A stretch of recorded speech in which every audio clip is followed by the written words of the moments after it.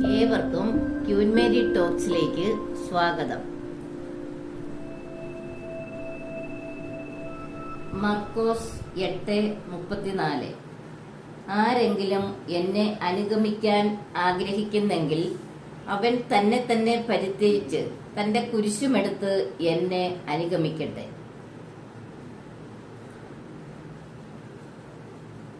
സ്വന്തം ജീവൻ രക്ഷിക്കാൻ ആഗ്രഹിക്കുന്നവൻ അത് നഷ്ടപ്പെടുത്തും. ആരെങ്കിലും എനിക്ക് വേണ്ടിയോ സുവിശേഷത്തിനു വേണ്ടിയോ സ്വന്തം ജീവൻ നഷ്ടപ്പെടുത്തിയാൽ അവൻ അതിനെ രക്ഷിക്കും. ഈശോ പറയുകയാണ്, ആരെങ്കിലും ഈശോയുടെ പുറകെ എന്ന് പറഞ്ഞാൽ ഞാൻ ഈശോയോട് ചേർന്നാണ് ജീവിക്കുന്നത്, ഈശോയുടെ കൽപ്പനയൊക്കെ അനുസരിക്കുന്നുണ്ട്, പ്രാർത്ഥിക്കുന്നുണ്ട്, എന്നും ദേവാലയത്തിൽ പോയി ബലി അർപ്പിക്കുന്നുണ്ട്, വിശുദ്ധ കുർബാന സ്വീകരിക്കുന്നുണ്ട്, ഇതൊക്കെ ചെയ്യുന്നുണ്ട്. പക്ഷേ രോഗങ്ങളും പ്രയാസങ്ങളും ബുദ്ധിമുട്ടുകളും ഉണ്ടാകുമ്പോൾ ഈശോയെ തള്ളിപ്പറയും. ഞാൻ ഇതൊക്കെ ചെയ്തിട്ടും എനിക്ക് എന്താണ് ഇങ്ങനെ വരുന്നത്, അല്ലെങ്കിൽ എനിക്ക് എന്താണ് ഒരു ഭവനമില്ലാത്തത്, അല്ലെങ്കിൽ എനിക്ക് മാത്രം എന്താണ് ഇത്ര കഷ്ടപ്പാട്. പക്ഷേ ഈശോ പറയുന്നത് അങ്ങനെയല്ല. എന്നെ സ്നേഹിക്കുന്നെങ്കിൽ, എന്റെ കൽപ്പന അനുസരിക്കുന്നെങ്കിൽ അവൻ അനുദിനമുണ്ടാകുന്ന എല്ലാ കുരിശുകളും സന്തോഷത്തോടെ സഹിക്കണം. ഈശോയുടെ നാമത്തിൽ സഹിക്കണം. ഈശോയ്ക്ക് വേണ്ടി ഈശോയുടെ നാമത്തിൽ പിതാവായ ദൈവത്തിന് കാഴ്ചയായി അർപ്പിക്കണം. അനുദിനമുണ്ടാകുന്ന നമ്മുടെ പ്രയാസങ്ങൾ, ദുഃഖങ്ങൾ, ദുരിതങ്ങൾ, സാമ്പത്തിക ബുദ്ധിമുട്ടുകൾ, കടബാധ്യതകൾ, കുഞ്ഞുങ്ങളുടെ ബുദ്ധിമുട്ടുകൾ, ഈ യുവാക്കള് യുവതികളൊക്കെ ആണെങ്കിൽ അവരുടെ പ്രേമക്കുരുക്ക്, അതുപോലെ ലഹരിയുടെ ഉപയോഗം, എല്ലാം അതുമൂലം നമ്മുടെ മാതാപിതാക്കൾ ഒരുപാട് ദുഃഖം അനുഭവിക്കുന്നുണ്ട്. അതെല്ലാം, ആ കുരിശുകളെല്ലാം ഈശോയോട് ചേർന്ന് കാഴ്ചവെക്കണം. ഈശോയോട് ചേർന്ന് സഹിച്ച് പ്രാർത്ഥനയിൽ ഈശോയോട് ചേർന്ന് നിൽക്കണം. തക്ക സമയത്ത് അതിനെല്ലാം ഒരു പരിഹാരം കിട്ടും എന്ന് വിശ്വസിച്ചുകൊണ്ട് ഈശോ പറയുന്നു. അതുകൊണ്ടാണ് അനുഗമിക്കാൻ ആഗ്രഹിക്കുന്നെങ്കിൽ ആരെ? ഈശോയെ. ഈശോയുടെ പിറകെ ചെല്ലാൻ, ഈശോയോട് ചേർന്ന് നിൽക്കാൻ, ഈശോയോട് പ്രാർത്ഥിക്കാൻ, ഈശോയോട് കൂടെ ആയിരിക്കുവാൻ നാം ആഗ്രഹിക്കുന്നെങ്കിൽ നമ്മുടെ കുരിശുകൾ നമ്മൾ സന്തോഷത്തോടെ സഹിക്കണം. ഒരു ധ്യാനത്തിന് അച്ഛൻ പറഞ്ഞു, എല്ലാവരും അവരവരുടെ കുരിശുകൾ എടുത്ത് കൈപിടിക്കാൻ. അപ്പൊ ആ ഒരു ചേട്ടൻ അതിന്റെ ഭാര്യയെ എടുത്തു പിടിച്ചു എന്നാണ് പറയുന്നത്. പക്ഷേ ഭാര്യ എടുത്തു പിടിക്കാനല്ല പറയുന്നത്. നമ്മൾക്ക് വരുന്ന ബുദ്ധിമുട്ടുകളെ നമ്മൾ മനസ്സിൽ കൊണ്ടുവന്ന് അത് ഈശോയുടെ കരങ്ങളിലേക്ക് വെച്ചു കൊടുക്കണം. എന്താണോ നമ്മുടെ ബുദ്ധിമുട്ട് അത് നമ്മൾ ഈശോയുടെ കരങ്ങളിലേക്ക് വെച്ചു കൊടുക്കണം. സന്തോഷത്തോടെ അത് ഈശോയുടെ കരങ്ങളിൽ നിന്ന് സ്വീകരിക്കണം. അത് സ്വീകരിച്ച് അതിന് സമർപ്പിച്ച് നന്ദി പറയണം, സ്തുതിക്കണം, ഈശോയോട് ചേർന്ന് നിൽക്കണം. ഇതിനാണ് ഈശോ പറയുന്നത്, എന്നെ അനുഗമിക്കാൻ ആഗ്രഹിക്കുന്നവൻ അവനവന്റെ കുരിശെടുത്ത് എന്റെ പിന്നാലെ വരട്ടെ. പിന്നെ ഈശോ പറയാണ് 8:36 പറയാണ്, ഒരുവൻ ലോകം മുഴുവൻ നേടിയാലും തന്റെ ആത്മാവിനെ നഷ്ടപ്പെടുത്തിയാൽ അതുകൊണ്ട് അവന് എന്തു പ്രയോജനം? അപ്പൊ നമ്മുടെ ആത്മാവിനെ നഷ്ടപ്പെടുത്താൻ പാടില്ല. ഒത്തിരി സ്വത്തുക്കളുണ്ട്. ഈ കേരളം മുഴുവൻ എൻ്റെ കയ്യിലാണ്, അല്ലെങ്കിൽ എൻ്റെ കയ്യിൽ കേരളത്തിലെ എല്ലാ സ്ഥലങ്ങളും എല്ലാ ബിസിനസ്സുകളും എല്ലാം എൻ്റെ കയ്യിൽ വന്നു ചേരണം, അതെല്ലാം എനിക്കുണ്ട് എന്ന് പറഞ്ഞാലും നമ്മളുടെ ആത്മാവ് നഷ്ടപ്പെടുത്തിയാൽ, നമ്മൾ വിശുദ്ധിയിലല്ലെങ്കിൽ, നമ്മൾ മരിക്കുമ്പോൾ സ്വർഗത്തിൽ എത്തിച്ചേർന്നില്ലെങ്കിൽ അതുകൊണ്ട് എന്താണ് പ്രയോജനമെന്ന്. അതുകൊണ്ട് നമുക്ക് സ്വന്തം ആത്മാവിന് പകരമായിട്ട് മനുഷ്യൻ എന്താണ് കൊടുക്കുന്നത്? പാപം നിറഞ്ഞതും അവിശ്വസ്തവുമായ ഈ തലമുറയിൽ എന്നെക്കുറിച്ചും എൻ്റെ വചനങ്ങളെക്കുറിച്ചും ലജ്ജിക്കുന്നവനെ പറ്റി മനുഷ്യപുത്രനും തന്റെ പിതാവിന്റെ മഹത്വത്തിൽ പരിശുദ്ധ ദൂതന്മാരോട് കൂടെ വരുമ്പോൾ ലജ്ജിക്കും എന്നാണ് ഈശോ പറഞ്ഞേക്കുന്നത്.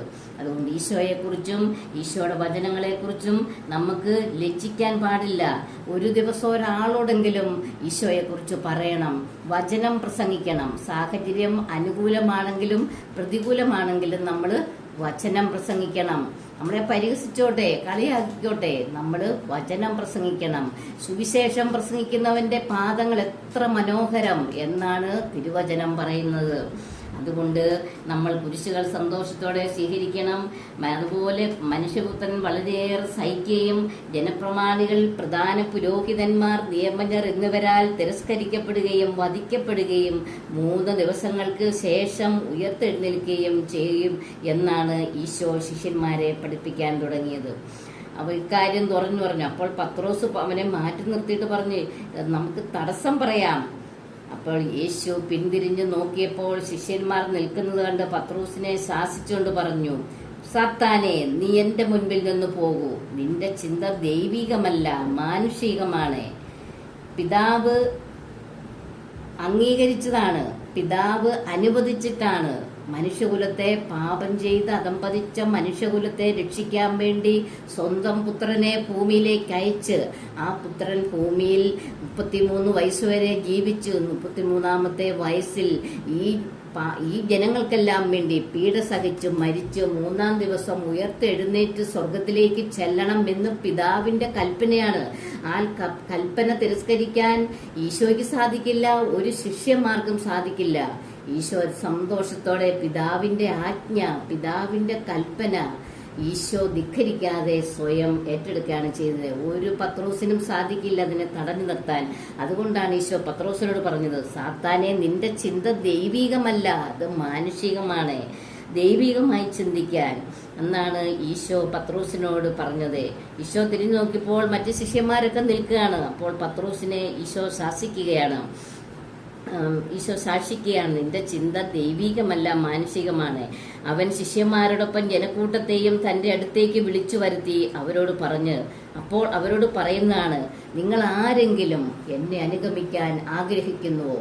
ആഗ്രഹിക്കുന്നെങ്കിൽ നിങ്ങൾക്ക് എന്ത് കുരിശുണ്ടോ, നിങ്ങൾക്ക് എന്ത് വേദനകളുണ്ടോ, എന്ത് ബുദ്ധിമുട്ടുകളുണ്ടോ, അതെല്ലാം യേശുവിന്റെ നാമത്തിൽ ഞാൻ സഹിച്ചതുപോലെ എന്റെ പീഡാസഹനത്തോട് ചേർത്ത് വെച്ച് എന്നോട് ചേർന്ന് നിന്ന് പ്രാർത്ഥിച്ച് സന്തോഷത്തോടെ സ്വീകരിച്ച് നന്ദി സ്തുതിയും അർപ്പിക്കാനാണ് ഈശോ നമ്മളോട് ഇന്ന് ആഹ്വാനം ചെയ്യുന്നത്.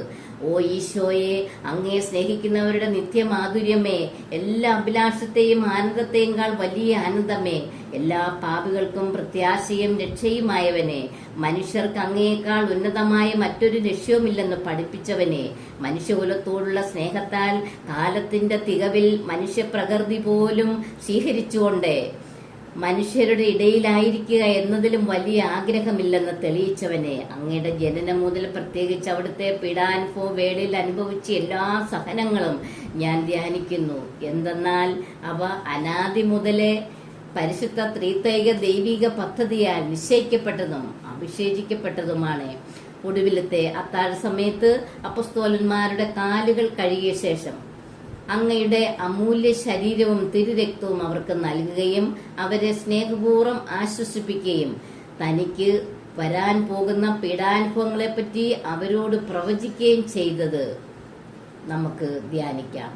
ഈശോ പറയാണ്, എന്റെ പിതാവ്, എന്റെ ആത്മാവ് മരണത്തോളം ദുഃഖിതമായിരിക്കുന്നു. എന്റെ ആത്മാവ്, ഈശോയിലുള്ള ദൈവത്തിന്റെ ആത്മാവ് മരണത്തോളം ദുഃഖിതമായിരിക്കുന്നു എന്ന് പറഞ്ഞുകൊണ്ട് ആത്മാവിൽ അനുഭവിച്ച കൈപ്പേറിയ ദുഃഖത്തിന്റെ കാര്യം അനുസ്മരിക്കുന്നു. ക്രൂശിതനാകുന്നതിന് മുമ്പ് രക്തം വിയർത്തുകൊണ്ട് 3 പ്രാവശ്യം പ്രാർത്ഥിച്ച ശേഷം സ്വശിഷ്യനായ യൂദാസിനാൽ വഞ്ചിക്കപ്പെട്ടപ്പോഴും താൻ തെരഞ്ഞെടുത്തുയർത്തിയ ജനതയാൽ തന്നെ ബന്ധിതനാക്കപ്പെട്ടപ്പോഴും കള്ളസാക്ഷികളാൽ ആരോപിതനായപ്പോഴും യൗവനത്തിൽ തന്നെ പവിത്ര പെസഹ കാലത്ത് 3 ന്യായാധിപന്മാരാൽ അന്യായമായി വിധിക്കപ്പെട്ടപ്പോഴും അങ്ങ് അനുഭവിച്ച എല്ലാ ഭയവും വേദനയും ഉത്കണ്ഠയും കർത്താവെ ഞങ്ങൾ ഓർക്കുന്നു. വസ്ത്രം ഉരിഞ്ഞെടുക്കപ്പെട്ടതും പരിഹാസ നിന്ദനങ്ങളാൽ ആവരണം ചെയ്യപ്പെട്ടതും കണ്ണുകളും മുഖവും മൂടിക്കെട്ടി അടിക്കപ്പെട്ടതും മുൾമുടി അണിയിച്ചതും കയ്യിൽ ഞാങ്ങണ പിടിപ്പിച്ചതും ഇടിച്ച് ഞെരുക്കപ്പെട്ടതും ആക്ഷേപശഹാരങ്ങളാൽ അങ്ങ് മൂടപ്പെട്ടതും ഓർമ്മിക്കുന്നു. കുരിശിലെ പീഡാനുഭവത്തിന് മുൻപായി അങ്ങ് അനുഭവിച്ച ഈ സഹനങ്ങളുടെയും വേദനകളുടെയും അനുസ്മരണാർത്ഥം മരണത്തിന് മുൻപേ യഥാർത്ഥ പശ്ചാത്താപവും ആത്മാർത്ഥവും പൂർണ്ണവുമായ ആത്മസംതൃപ്തിയും എല്ലാ പാപങ്ങളിൽ നിന്നും മോചനവും ഓരോ മനുഷ്യർക്കും അനുവദിച്ചു തരണമേ. യേശുവേ നന്ദി, പിതാവേ നന്ദി, യേശുവേ നന്ദി, ഈശോയെ നന്ദി, ഈശോയെ സ്തുതി, ഈശോയെ മഹത്വം, ദൈവമേ നന്ദി. ഹല്ലേലൂയ, ഹല്ലേലൂയ, ഹല്ലേലൂയ, ഹല്ലേലൂയ, ഹല്ലേലൂയ. ആമേൻ.